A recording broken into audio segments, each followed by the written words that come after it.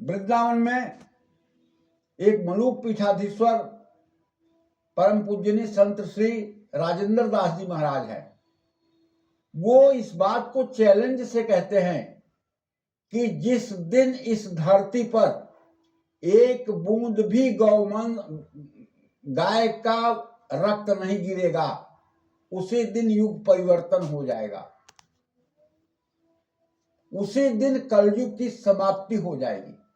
जिस दिन एक बूंद भी गाय का या गोवंश का रक्त इस पृथ्वी पर नहीं गिरेगा, उसी दिन युग परिवर्तन हो जाएगा। मलूक पीठाधीश्वर श्री राजेंद्र दास जी महाराज परम अच्छे संत हैं और वो कोई बात झूठी लोकप्रियता के लिए नहीं बोलते हैं, वो यथार्थ बोलते हैं, यथार्थ बोलते हैं। इसलिए भाई, गाय से बड़ा कोई धर्म नहीं है। यात्रा पर जाने से पहले अगर आपको गौ का दर्शन हो रहा है तो आपकी यात्रा मंगलमयी होगी।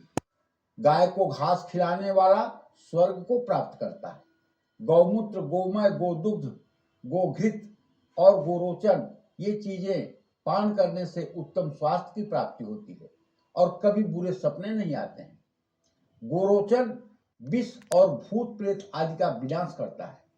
जिस घर में गाय दुखी रहती है वहां रहने वाले नरकगामी होते हैं। जिस घर में पशु पीड़ा, दरिद्रता, जिस घर के दरवाजे पर गाय खूंटे में बांध करके और उसको सही समय से सेवा नहीं मिलती है, उस घर का शीघ्र ही पतन हो जाता है और उस घर में रहने वाले नष्ट भ्रष्ट हो जाते हैं। इसलिए गाय को पालिए, लेकिन गाय की सेवा सर्वोपरि करिए। पंडित जी, लेकिन गाय की सेवा परमो धर्मा, लेकिन उसको रोटी खिलाने का सही तरीका क्या है? आजकल लोग कई बार जो घर का खाना बच जाता है वो भी गाय को डाल देते हैं। कई बार रोटी अपने हाथ से खिलाते हैं तो गाय को गुस्सा भी आ जाता है, ऐसी भी बात देखी गई है। देखिए, ऐसा है, अगर पालतू गाय होगी तो उसे गुस्सा नहीं आएगा, लेकिन अगर आप लाल काला कपड़ा पहन करके, लाल पीला लाल काला कपड़ा पहन करके गाय के सामने जाएंगे तो कुछ रंग ऐसे होते हैं जिसे देख करके गाय सांड उत्तेजित होते हैं, और नहीं तो गाय को गुस्सा आने का कोई मतलब ही नहीं है। अगर रोज आप अपने घर पर गाय को गुड़ रोटी खिलाना शुरू कर दीजिए तो घड़ी के टाइम से उतने बजे ही गाय आपके घर आएगी जितने बजे रोज आप उसको खिलाते हैं, और आपके दरवाजे पर आकर के और खड़ी हो जाएगी।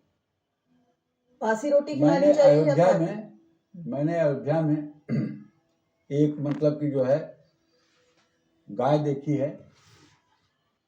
बहुत से लोग देखे होंगे जो अयोध्या गए होंगे, वो उस गाय का दर्शन करते हैं।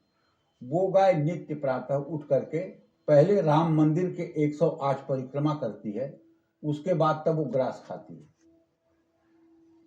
उस गाय की उम्र इस समय 15-16 साल हो गई है।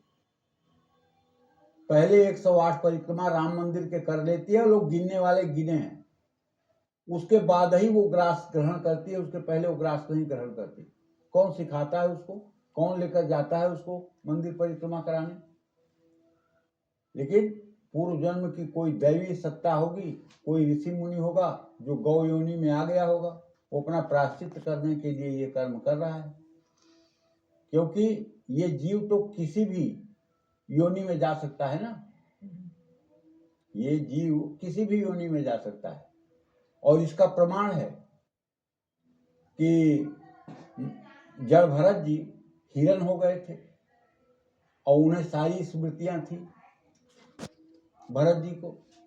तो कहने का मतलब यह है कि मनुष्य की योनि एक योनि है, लेकिन इसके अलावा 83,99,999 योनियां और हैं, और ये आत्मा किसी भी योनि में जा सकती है। लेकिन जो लोग साधना परक होते हैं उनकी स्मरण शक्ति किसी भी योनि में जाने पर बनी रहती है। तो इसलिए गाय परम धर्म है ही है, इसमें कोई संदेह नहीं है। तो घर की पहली और दूसरी रोटी तो गाय को देनी चाहिए, लेकिन कई बार घर में खाना बच जाता है तो लोग डस्टबिन में न फेंक कर गाय को खिला देते हैं। अच्छी बात है, कोई बुराई नहीं है, कोई बुराई नहीं है। गाय को खिला देने में कोई बुराई नहीं है, और गाय को अगर आप खिला देते हैं तो इसमें कोई बुराई नहीं है। क्यों? क्योंकि बच्चों का छोड़ा हुआ जूठन माँ बाप भी खा लेते हैं। बच्चे अगर छोड़ करके उठ गए, नहीं खाए, तो माँ बाप भी खा लेते हैं। मैं तो ये तो नहीं कहूँगा, नहीं तो अभी तमाम नारी शक्तियाँ हमारे विरुद्ध हो जाएंगी कि पति के थाली में पत्नियां भी भोजन कर लेती थी पहले, लेकिन अगर आज इस बात को कहा भी जाए तो भैया फिर तो मामला गड़बड़ हो जाएगा। इसलिए मैं नहीं कह रहा हूँ कि हाँ पति की थाली में आप खा लीजिएगा, ये आपके विवेक के ऊपर है। ठीक है, जैसे गुरु का उच्छिष्ट पान करने से, गुरु का जूठर खाने से मनुष्य को स्वर्ग की प्राप्ति होती है। गुरु का उच्छिष्ट और गुरु का सत्संग और गुरु की सेवा मनुष्य को कहाँ नहीं पहुंचा सकती है। चाहे शिव बिरंच सम होई, बिनु गुरु भवनिधि तरिय न कोई। चाहे शिव ब्रह्मा की तरह कोई हो, लेकिन बिना गुरु के कोई भवसागर पार नहीं हो सकता। इसलिए गुरु होना चाहिए।